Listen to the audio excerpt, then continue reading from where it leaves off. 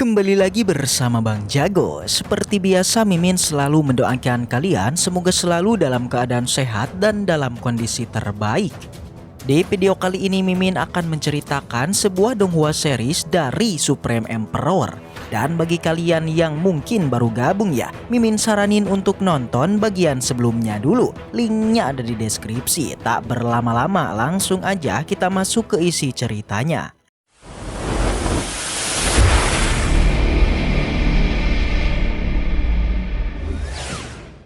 Cerita kembali dilanjutkan yang kita masih berada di dalam Gua Naga yang mana saat ini Muyun sedang memulihkan kekuatannya. Di sana ia bertemu dengan seorang pria yang langsung aja dia pun menendangnya. Apa yang dilakukan itu tentu membuat pria ini menjadi begitu marah dan pertarungan sempat terjadi di antara mereka. Akan tetapi Muyun terlalu kuat untuk bisa dirinya kalahkan. Muyun memberitahu kalau dialah yang lebih dulu kemari, jadi selama pria ini tidak berbuat macam-macam kepadanya, dirinya tidak akan menghabisinya.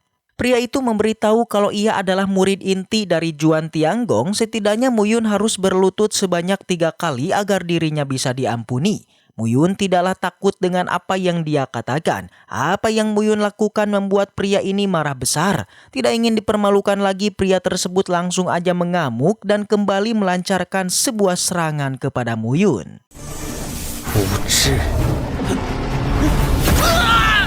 Di sana, Muyun mulai memperkenalkan dirinya dan pria ini seketika aja terkejut setelah tahu di hadapannya adalah bos Muyun. Tidak ingin berpindah alam, ia pun memilih untuk pergi melarikan diri.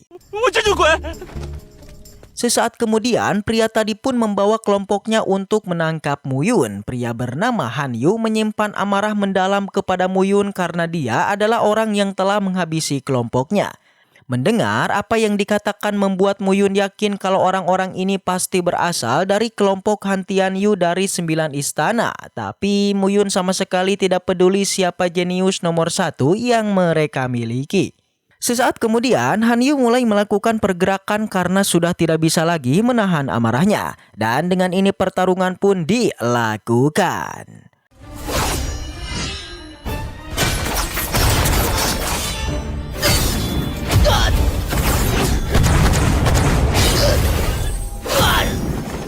Yang hasilnya tentu aja sudah jelas kalau Han Yu bukanlah tandingan untuk Muyun. Bukannya mengakui kekalahan, Han Yu malah berjanji akan membalas perbuatan Muyun dan akan melaporkan semua ini kepada para tetua.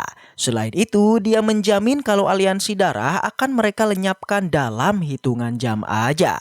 Perkataan itu telah berakibat fatal kepada dirinya sendiri karena Muyun langsung saja menghabisinya. Muyun juga memintanya untuk memberitahu siapa yang memimpin kelompok Han Tianggong, ternyata itu adalah Han Yun. Mereka yang sedang ketakutan juga mengakui kalau mereka tidak tahu apa-apa tentang yang dikatakan oleh Han Tianyun. Untung aja Muyun masihlah mengampuni nyawa orang-orang ini, akan tetapi pria itu yang secepat mungkin memberitahukan semua ini kepada Han Yun agar Muyun itu bisa dihabisi. Inilah yang sejak tadi Muyun tunggu agar dia bisa mengetahui posisi dari Han Yun. Sesaat kemudian Lin Jainin pun datang untuk menanyakan apakah mereka melihat seseorang pemuda yang lewat sini. Pria ini membenarkan kalau ada pria yang lewat, tapi ia akan memberitahu kemana ia pergi asalkan mereka mau memberikan sesuatu kepadanya. Akan tetapi Lin Jainin langsung aja menghabisinya. Ia meminta orang-orang ini untuk memberitahu yang sebenarnya. Alhasil si gadis ini pun memberitahu kalau pria itu bernama Muyun dan setelah menghabisi Han Yun ia pun pergi. Di sana Lin Jainin tidak lama menepati janjinya karena langsung menghabisi gadis ini dan juga orang-orang yang tersisa. Apapun yang terjadi, Lin Jainin berjanji akan mengambil nyawanya Muyun. Scene kemudian berpindah kepada Muyun. Dia masih terus mengikuti pria sebelumnya untuk tahu di mana lokasi Han Yun berada. Sepertinya ini bukanlah tempat sembarangan dan bisa aja ada sebuah jebakan. Secara perlahan pada akhirnya kita pun diperlihatkan dengan keberadaan dari Han Yun yang saat ini berada tepat di hadapan sebuah pintu besar. Muyun agak terkejut karena bertemu dengan kenalan lamanya. Ia tidak habis pikir akan kembali bertemu dengannya lagi. Berhubung ada orang-orang yang kuat, jadi Muyun menggunakan mata naga untuk menutupi hawa keberadaan dan juga dirinya. Sesaat kemudian, pria barusan memberitahu mengenai apa yang terjadi di sana. Pria ini menjelaskan kalau Song Jian telah membuat Muyun marah. Han Yun yang mencoba untuk menjadi pendengar malah harus bernasib sial karena Muyun langsung menghabisinya. Mendengar apa yang terjadi membuat Han Yun menjadi begitu marah karena kini Muyun tidak hanya menghabisi muridnya aja, namun juga menghabisi Han Yu. Mendengar apa yang terjadi, Hong Yi mencoba untuk menyadarkannya karena dia yakin Muyun melakukan tindakan ini karena memiliki sebuah alasan. Di sana juga Han Kyuren malah terus mengoceh hingga akhirnya membuat keduanya pun marah dan terjadilah sebuah serangan. Di sana Han Yun ingin kedua kelompok saling bekerja sama untuk bisa menghancurkannya dan melakukan penyelidikan. Kedua kelompok saling sepakat, tapi para murid Tanah Suci meminta orang-orang ini untuk tidak mengulangi tindakan seperti tadi. Han Yun pun paham dan akan menggunakan mata formasi untuk melihat apa yang harus mereka lakukan. Untuk Muyun sendiri terus mengawasi gerak-gerik mereka dari belakang. Pada akhirnya Han Yun sadar kalau istana ini dikelilingi oleh formasi besar. Jika semua orang bekerja sama, maka akan menghadapi musuh yang kuat di suatu tempat dan menjadi lebih kuat.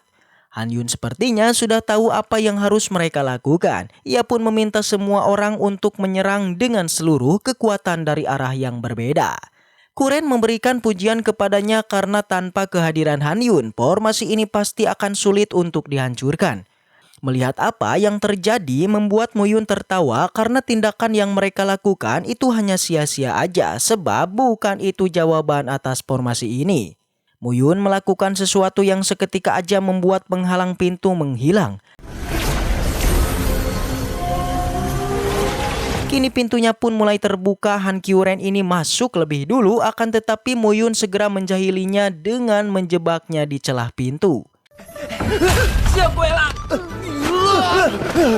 Sedangkan untuk Muyun sendiri masuk terlebih dulu tanpa semua orang ketahui. Han Yun merasa kalau formasi ini belum sepenuhnya hilang, jadi dia meminta untuk kembali melakukan penyerangan. Muyun yang telah lebih dulu berada di dalam sana menjadi begitu terpukau dengan apa yang dirinya lihat karena siapa yang menduga kalau Gua Naga memiliki tempat yang begitu indah.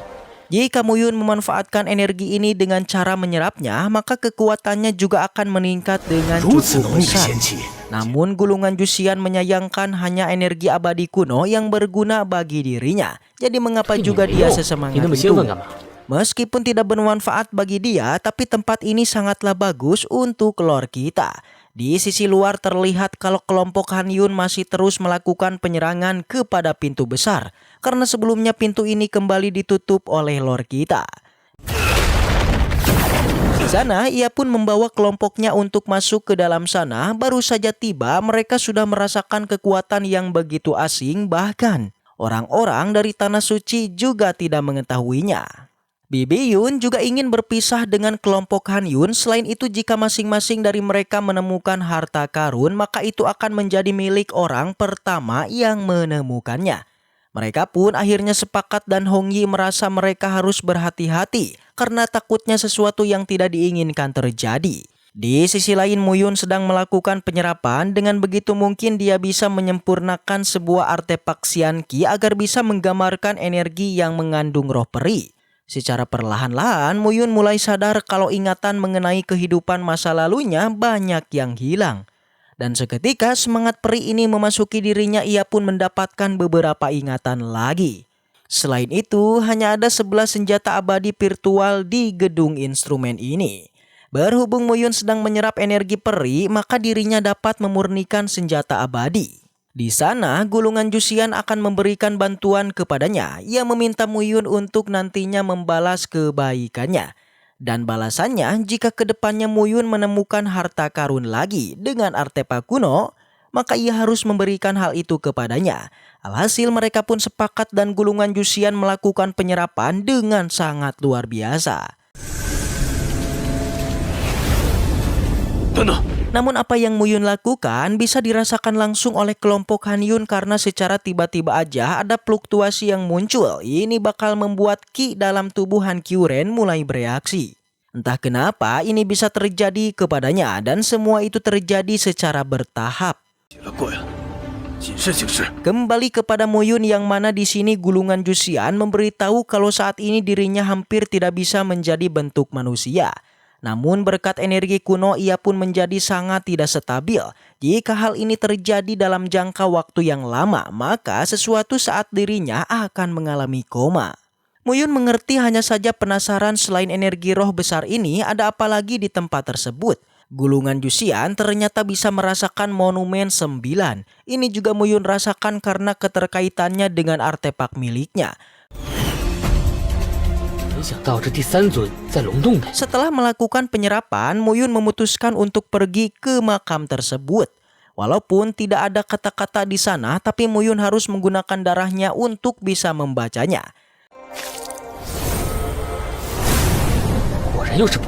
Seketika aja sebuah kekuatan masuk ke dalam diri Muyun. Ini memang adalah buku darah abadi. Hanya saja Muyun terganggu dengan kehadiran Han Qiuren. Di sini terlihat kalau Han Qiuren menjadi begitu kesal kepada Muyun setelah tahu kalau dia memiliki 3 gadis yang telah menjadi istrinya. Dirinya sungguh penasaran bagaimana cara Muyun menaklukkan hati mereka. Namun Han Qiuren meminta untuk tidak memikirkan hal itu lagi karena saat ini Jiuhan Tiangong mereka sedang menyatukan semua kekuatan utama. Jika rencana ini berjalan dengan lancar, maka mereka pasti bisa berhasil menghabisi Muyun dan mengambil semua wanitanya. Mendengar apa yang dikatakannya tentu aja membuat Muyun marah dan langsung aja melancarkan serangan kepadanya. Tidak berhenti sampai di situ aja, sebab ia langsung memotong lengan kanan dari si Han Qiuren.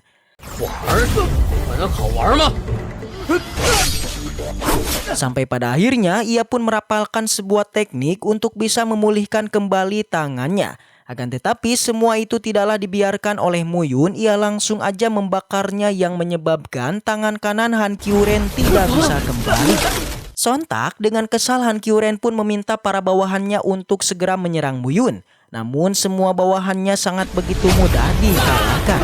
Jadinya Han Qiuren pun meminta Muyun untuk berhadapan langsung dengan dirinya. Namun Muyun tidaklah mau dan Han Qiuren pun menjadi semakin marah karena sejak tadi Muyun terus meremehkannya. Dan dengan ini pertarungan pun mulai terjadi di antara mereka.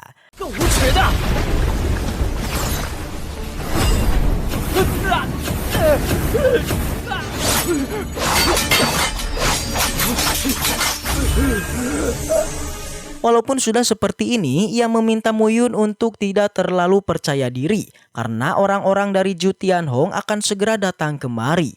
Jika dia berani menghabisinya, maka Han Qiuren pasti akan melenyapkan Muyun.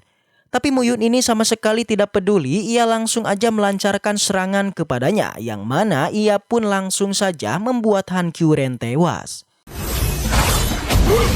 Di sana Muyun kembali menggunakan mata naganya karena sesaat kemudian Han Yun dan juga Lin Jianing tiba di tempat itu. Melihat apa yang terjadi kepada Han Qiuren, mereka meyakini kalau semua ini pasti adalah ulah dari bos kita. Di sana Lin Jianing mengajak mereka untuk saling bekerja sama. Saat ini yang terkuat hanyalah utusan Tanah Suci Xuan Yu aja. Jika mereka bekerja sama maka tidak ada yang perlu ditakutkan lagi. Alhasil dengan begini kedua belah pihak pun sepakat untuk menjalin kerjasama. Setelah memastikan mereka telah pergi, Muyun pun keluar dari persembunyiannya. Hanya saja ia tidak pergi dulu karena ingin terlebih dulu memahami buku darah abadi. Ia tidak tahu senior mana yang meninggalkan catatan itu, namun Muyun sangatlah berterima kasih apalagi dia itu sangatlah pintar menggunakan monumen 9 roh menjadi sebuah batu nisan. Lantas Muyun meminta izin untuk bisa membawa monumen batu ini. Muyun mulai melakukan penyerapan kepada hal tersebut. Akan tetapi dirinya dikejutkan dengan kedatangan dari Xiao Yun-er dan meminta untuk pergi menjauh karena ini sangat berbahaya. Akibat hilangnya konsentrasi Muyun, ia pun masuk ke dalam monumen batu tersebut dan meninggalkan Xiao Yun-er. Apa yang terjadi membuatnya begitu panik dan Yun-er pun terus melakukan segala cara agar bisa menyusul Muyun. Scene kembali kepada Muyun yang mana dia ini dibawa ke tempat entah berantah yang dipenuhi oleh begitu banyak kabut. Muyun sangat kesal padahal dia ini sudah meminta izin secara baik-baik, namun mengapa malah dibawa masuk. Gulungan Jusian muncul karena apa yang Muyun lakukan sebelumnya tidaklah bisa dikatakan sopan. Sebab Muyun berniat untuk mencongkel batu nisan seseorang. Selain itu, ia juga meminta Muyun untuk tidak khawatir karena selain ia tidak ada lagi orang yang bisa mendengarkan suaranya. Awalnya ia mengira tidak ada apa-apa di tempat ini, sampai akhirnya ia pun dikejutkan dengan sosok naga 7 warna yang secara tiba-tiba muncul dan langsung melancarkan serangan kepadanya.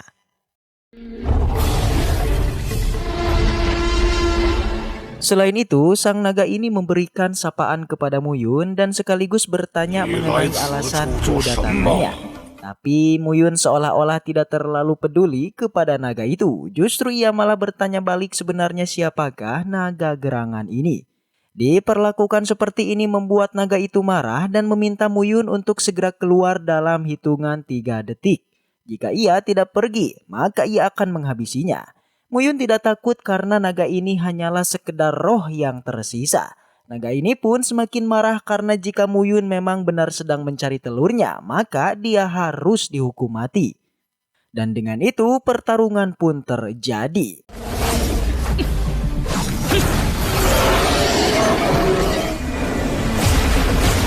Meskipun kekuatan sang naga kuat, tapi ini saja masih belum cukup untuk mengalahkan Muyun. Di pertarungan, sontak aja naga ini terkejut karena Muyun bisa menggunakan teknik cakar naga, alhasil Muyun berhasil melukainya. Di sana, Muyun telah membuatnya kesal, jadi naga ini berjanji akan menghabisinya apapun yang terjadi. Di sini, Muyun sempat dibuat kerepotan hingga Gulungan Jusian akan memberikan saran secara gratis kepadanya. Ia menjelaskan kalau sisa jiwa naga spiritual ini akan kehabisan kekuatannya ketika melakukan penyerangan. Jusian juga meyakini kalau roh naga pasti berasal dari naga 7 warna. Esensi dan darah sisik naga ini sangat berguna. Jika Muyun berhasil menyerap sisa dari jiwa naga 7 warna ini ke dalam tubuhnya, maka sudah pasti ia akan memiliki segalanya tentang naga itu. Memang benar jika dirinya mendapatkan jiwa naga itu maka kekuatannya akan meningkat pesat. Tapi perlu diingat juga kalau kesulitan dan bahaya yang ditimbulkan 100 kali lipat lebih sulit daripada memurnikan tubuh. Jika ia membuat kesalahan saja maka tubuhnya bisa saja meledak. Jusian menyarankan Muyun untuk menyegel sisa jiwa naga ini dengan mata naga. Di saat itu juga dia pun menjalankan apa yang Gulungan Jusian katakan. Sontak sang naga ini ketakutan ketika melihat mata naga. Muyun bergegas memanfaatkan hal tersebut untuk segera menyegel sisa jiwa naga tersebut. Selama proses itu berlangsung, kita pun dibawa ke dalam mata naganya. Dalam pertarungan ini Muyun yang telah berada di ranah alam Raja Abadi berniat untuk menjinakkan naga 7 warnanya. Hanya saja naga ini tidak takut kepadanya dan justru memberikan tantangan kepada Muyun.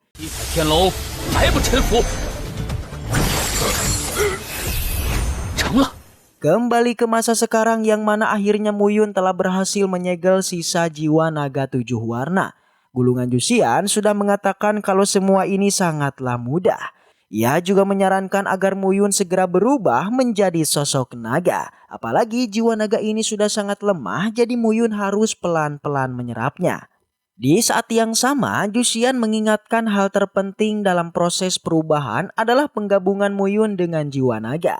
Tapi karena Muyun sudah memiliki darah naga, maka seharusnya penggabungan ini akan sangat begitu mudah. Di tengah proses tersebut, jiwa naga 7 warna keluar karena penasaran dengan cara Muyun mendapatkan mata naga. Tentu dia mendapatkan hal ini dari dalam goa naga. Muyun meminta jiwa naga untuk tidak melawan karena akan sangat mudah baginya untuk menghabisi dirinya. Muyun ingin mengatakan sesuatu kepadanya kalau saat ini Gua Naga sedang ada hal yang besar. Begitu banyak orang yang telah datang kemari yang mana mereka mengusulkan diri untuk melakukan pencarian terhadap anak-anak binatang sucinya. Apa yang Muyun katakan seketika aja membuat naga ini marah besar. Muyun menenangkannya karena ia bisa menetaskan telur naga dan membiarkannya tumbuh dengan cukup baik. Muyun berjanji akan melakukan hal itu. Jadi dia berharap naga 7 warna bisa memberitahu lokasi telur tersebut. Jika ia tidak percaya, maka mau tidak mau Muyun akan mencarinya sendiri. Naga 7 warna setuju dengan yang Muyun janjikan. Naga 7 warna kembali masuk ke dalam mata naga dan kini Muyun pun mulai melakukan dragonisasi. Secara perlahan kekuatan itu mulai masuk ke dalam sel-selnya Muyun. Gulungan Jusian meminta untuk terus mempertahankan hal itu karena kondisinya saat ini sangatlah bagus. Sampai akhirnya Muyun berhasil melakukan penggabungannya. Sebelum Muyun mencapai ranah Nasken Soul, mungkin akan terlalu sulit baginya menyentuh hukum ruang dan waktu. Jika tubuhnya tidak kuat, maka itu akan membahayakan dirinya. Tapi dengan potensi darah naga yang Muyun miliki, mungkin dia bisa saja memahami tentang hukum ruang dan waktu. Seketika saja Muyun pun dibawa pada kenangan dari sang naga. Kala itu dia bisa melihat dengan jelas kalau naga 7 warna sedang bertarung dengan seorang pria misterius. Muyun tahu betul kalau naga 7 warna sangatlah kuat, jadi tidak mungkin bisa dihabisi dengan begitu mudah. Namun ternyata sang naga malah terpojok yang bahkan tulangnya juga diambil. Melihat apa yang terjadi, Muyun meyakini kalau ini adalah pengalaman terakhir dari naga 7 warna. Muyun meminta untuk tidak perlu khawatir lagi karena kini dirinya yang akan menjaga anak dari sang naga.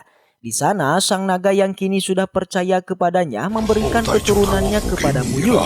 Gulungan Jusian memberikan pujian atas pencapaian yang dia lakukan. Nampaknya dia itu benar-benar berkeinginan untuk mempercayakan semuanya kepada Muyun. Di saat telur kita mulai melakukan perjalanan demi bisa mencari telur tersebut, hanya saja Muyun mendengar suara dari Yun-Er yang sedang memegang telur naga malah bertemu dengan Lin Jianing. Alasan mengapa mereka bisa kemari karena telah menyusul Muyun. Di sini Muyun terkejut karena telur naga sudah berada di tangan Yun-Er yang kini terlihat Jianing ingin merebutnya. Dan di sana juga terjadi sebuah perdebatan. Yun-Er mengingatkan Lin Jianing kalau aliansi darah yang Muyun bangun sudah sangatlah besar. Bahkan selama 5 tahun ini tidak ada yang berani untuk menyentuhnya. Namun dia tidaklah mendengarkannya dan Lin Jianing pun segera melakukan sebuah penyerangan kepadanya.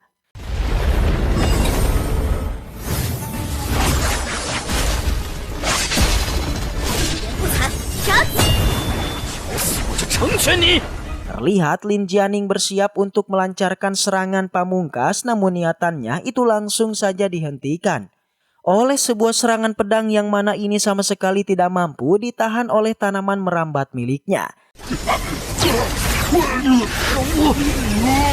Tentu saja serangan itu berasal dari Muyun, ia pun memperlihatkan kehadirannya di depan mereka.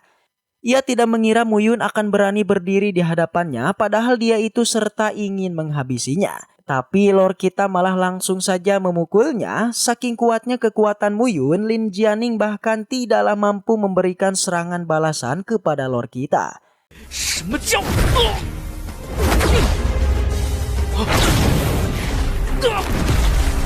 Sepertinya ia mulai sadar kalau Muyun yang berada di hadapannya kini telah memiliki kekuatan yang berbeda.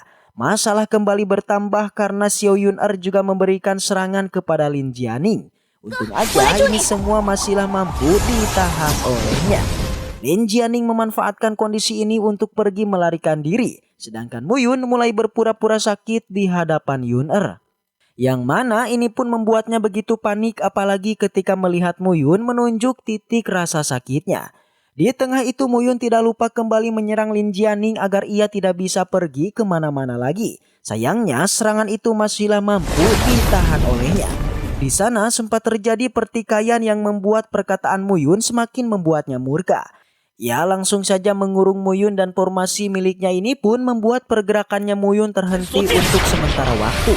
Lin Jianing meminta Xiao Yun-Er untuk bersabar karena ia juga akan segera menyusul Muyun. Karena kondisi sudah seperti ini, jadi Muyun akan mencoba kekuatan dari penggabungan naganya.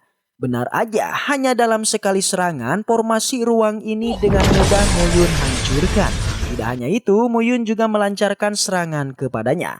Meskipun begitu, tapi dia tetap yakin Muyun tidak akan mungkin bisa selamat dari kekosongan dan inkarnasi milik keluarga Lin. Tapi di sana Lin Jianing seketika saja panik karena Muyun berniat untuk menghabisinya. Ia meminta Muyun agar memikirkan tindakannya lagi karena jika sampai hal buruk terjadi kepadanya, maka Xuan Zeng akan melakukan penyerangan besar-besaran kepada aliansi darah. Apa yang dia katakan sama sekali tidak dipedulikan oleh Muyun karena yang dia inginkan hanyalah kematian Lin Jianing. Dalam satu kali serangan aja, api hitam milik Muyun berhasil membakar Lin Jianing, bahkan ini langsung saja membakar tubuh dan jiwanya tanpa tersisa. Muyun tidak memperlihatkan pemandangan ini kepada Yun-er, tapi Yun-er yang sekarang bukanlah seorang penakut. Di saat ini dirinya merasakan adanya sesuatu yang tidak beres, jadi Muyun harus segera melakukan perbaikannya. Ternyata di dalam diri Muyun terdapat sang naga warna-warni itu sedang bereaksi. Di sana Yun-er tentu saja penasaran dengan apa yang terjadi. Jangankan dirinya, Muyun saja tidak tahu apa-apa, padahal ini adalah tubuhnya sendiri kemungkinan besar. Ini semua berasal dari telur naga. Yun-er yang merasa ini berkaitan dengan telur naga bergegas pergi untuk mengambilnya. Dan setelah itu cerita pun bersambung. Baiklah, mungkin segitu aja untuk pembahasan kali ini. Semoga kita selalu diberikan kesehatan untuk mengawal Donghua ini. Dan sampai jumpa di video selanjutnya.